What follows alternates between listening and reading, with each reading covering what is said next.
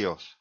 con el apoyo del personal y medios del Escuadrón de Exploración de Caballería Blindado 2, los cadetes del Escuadrón de Caballería del Colegio Militar de la Nación se instruyeron en pistas para vehículos de combate y de exploración de la guarnición Ejército Gualeguaychú.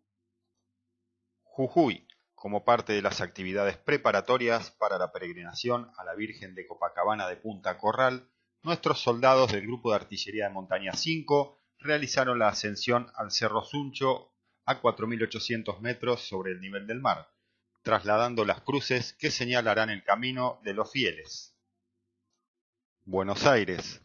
El Batallón de Comunicaciones Satelitales 601 dictó el curso de método optimizado de tiro escuela, con el objetivo de perfeccionar los conocimientos de posiciones de tirador, su respiración, la acción integral de puntería y las medidas de seguridad en el polígono. Cambiando de información, Colegio Militar de la Nación, los cadetes de la Compañía de Ingenieros realizaron actividades que consistieron en el adiestramiento de los sistemas de detección QBNR, químico, biológico, nuclear y radioactivo, y operación de una estación de descontaminación.